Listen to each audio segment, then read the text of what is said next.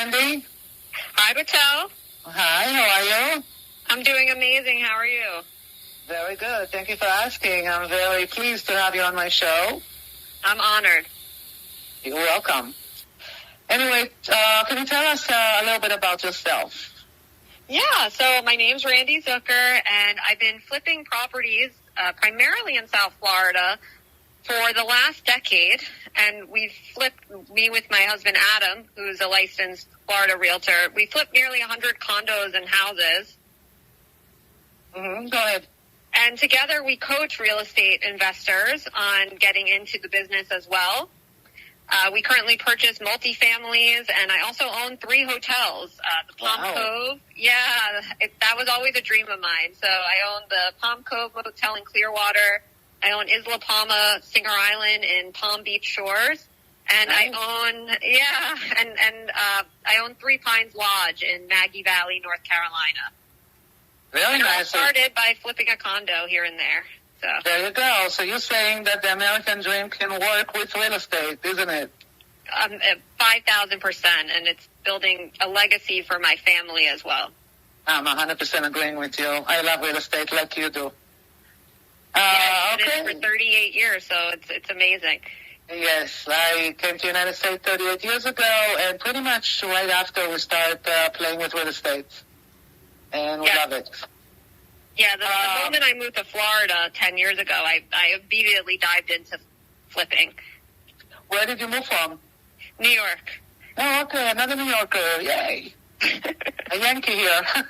Yeah, I'm an evangelist for New Yorkers. I tell everyone to move to Florida.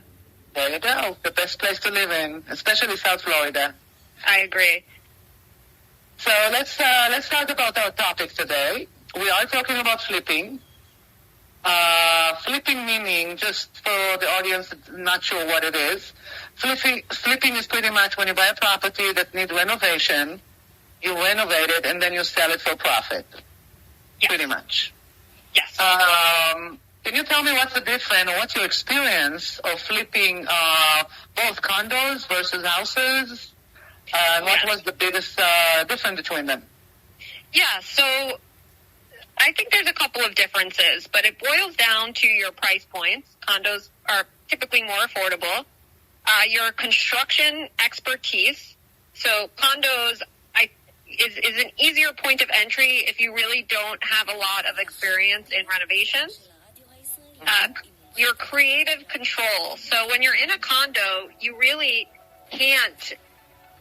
They're limited to what you can do. You can't do that many things, obviously, to the outside of your unit. You have to remain within the confines of your layout, as well as your profit potential with a condo versus a house, because there's only so much you can do with a condo and so much that a condo sells for. Exactly, and also you got the association of the condominium that have a lot of restriction, and you have to take care of the common area while you're renovating a property there. Yeah, that's really one of the hugest differentials. So, I mean, in South Florida, sometimes you do have houses with HOA restrictions, but with condos, they do have HOAs, and you're dealing with a board. So you need to be very transparent with your board members on what your plans are. And board members typically are going to be excited to work with you. You need to sound like you're going to improve the value of their units as well. Right? Exactly. So you're going to say, after this work is done, I'm now going to get $1 million for this condo. And then these board members' eyes light up because then you just increase the value of their own homes. Exactly. Especially when they bought it like 30 years ago and the value increased dramatically since. Yeah. I agree. Substantially. So what is the risk investing, between a condo and a single-family home or townhouse?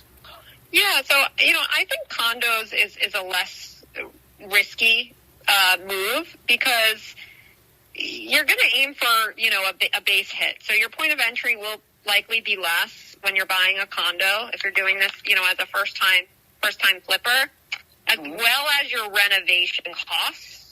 And, your, expenses. So, I'll give you an example. Like if you were to be in a house, as an example, if you were flipping a house and we're in Florida, termites is a common thing that comes up a lot. You might have a little bit of termite damage. You're going to call a termite company. One termite company might say, I have to tent this entire house, and it's going to be $10,000. And then you might call a few more companies, and it turns out, oh, we don't have to tent this whole house. We can spot treat this house, and it might be $1,000. And that's a big range that you might be taken advantage of. And in condos, you have a little bit of a more controlled situation. You're not going to run into as many large expense, hiccups. I agree. And also you have to have a very, very good team to work with you up front. Do not wait for the last minute while you're in the middle of renovation. This can be costly. Absolutely. And that's also a big difference between houses and condos. So if you're in a house, you don't necessarily, depending on the work that you're doing, need to work with licensed and insured contractors. I do recommend that you do. But with a condo building, you normally have to work with licensed and insured contractors, or they won't let you do work in the building. Unless you use it, you are the renovator yourself, and you're self-insured by the condo. Yeah, and that's important to have insurance, especially when you're working in a condo, because I've had some stories myself. I've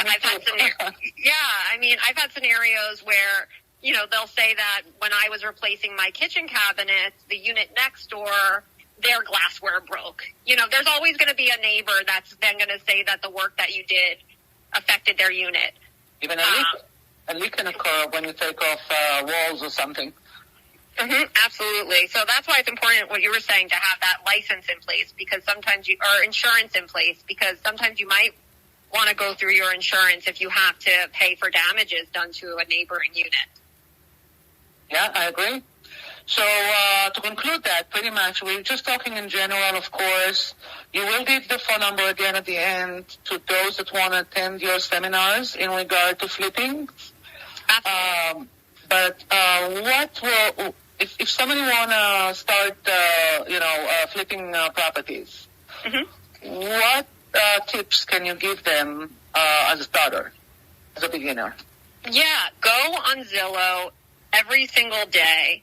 Search for houses that in a neighborhood that you're familiar with, maybe within a certain miles from your home, within the budget that you're comfortable with, and go on Zillow, spend 10 minutes every single day looking for houses for sale, and also filter for the ones that sold. Exactly. And a lot of realtors that you're working with that can help you find properties also will do the comps for you, so you know what will be your assuming profit on the property after you renovate it. Yes. And when you're figuring out renovations, you have to put a budget in for that. So say if you do have your eyes on a condo and you're working with a great agent that gave you, the comps, you look at those comps really like a doctor would, or a scientist, and really study, this is how they did the kitchen. These are the color cabinets they used. These were the type of countertops. This is the type of flooring. And I create a budget of what's, copying that unit closely would cost me. And then I also add like a 10% on top of that for oh no situations. Yeah, hidden, yeah. Also, another thing that's very important when you're buying a condo is actually check to see if there is any special assessment. Do you want to talk about that a little bit? Yes. So there is a bill that came out. I'm sure you're familiar with it. It's the SB 4D. Yeah, we did a segment about that. The 30-year, 40-year, and 50 years inspection. Yeah. So as a result of that, buildings are going through inspections, and they need to be up to a certain code, which is a great thing. You want to make sure buildings are 100% sound, and to avoid whatever happened to Surfside to never happen again. But as a result, as a result, some of these condo owners are getting letters in the mail that they owe $100,000 within the next, year or so. That's also for the insurance, and that's rising like crazy in South Florida. And also in regard to the reserve, we spoke about this on other segment about the reserve for 100% reserve for maintenance on Yes. buildings that's causing a huge amount of money that's come out of might be the buyer, but mostly from the sellers. Usually sellers are paying this before closing, if I'm not mistaken. Yeah, so this is why it's an exciting time in the condo market because, you have, let's say, it's a lot of retirees that are living in, the condos in South Florida. They're on fixed incomes and, they might have to move. So they're listing their unit and they might have to move rather quickly if that assessment is due. Because they can't afford it. Exactly. So, as an investor, though, you are helping this person out. So it's a win-win for both people. So if you have that extra cash on hand that you can now pay that person's assessment and take over their condo, it's an exciting opportunity right now to invest. Yes. Every time in every time of the real estate, it's always a way to make some money. Don't be discouraged by the high interest rate. We spoke about it also in other segments that, as you said, there is always opportunities to take advantage of and make a lot of money in real estate, especially in flipping. I agree 5,000%. And always have a plan A and a plan B. So I have run into scenarios where I haven't been able to sell certain properties for the price that I wanted. I've been in situations where during my renovation periods that the housing market, crashed a little bit. So I've had plan Bs where I've decided to rent it. So, exactly. You can always look, what can I get to sell this? Then you could be your plan B, what can I get to rent it? And Florida's a friendly state for renting, and also a lot of areas allow short-term rentals too, where you can also make a lot of money even if you decide to put it up on like an Airbnb type of platform. Well, it all depends on the bylaws of the association. So make sure when you buy a condo, check for the bylaws. There is a lot of restriction that you might find not in your favor once you buy the property. Yes. Like no rental for 2 years. So always either have plan B, like you said, or have extra cash just in case the property is not moving as fast as you think. Absolutely. And you got to know what your monthly costs are too. For condos with HOAs, you might have a $2,000 a month, HOA just to have the condo. Yeah, I agree. Great. Well, we pretty much cover it very generally. Can you share with the audience your phone number? So if anyone is interested in your classes and seminars. Yes. You can call or text me at 561-290-0418. Can you repeat it, please? 561-290-0418. Great. Well, thank you so much for coming to our show today. And it was very informative. I appreciate your knowledge. Thank you so much for having me. I hope I helped some people out and that they give you a call to represent them to buy a condo. Or you can call us, too. Or you can call you. Yes, we definitely will. Thank you again for coming over, and enjoy your weekend. Thanks for having me. Thank you very much. Great. Thank you, Nissan. You're welcome. Toda raba. Thank you.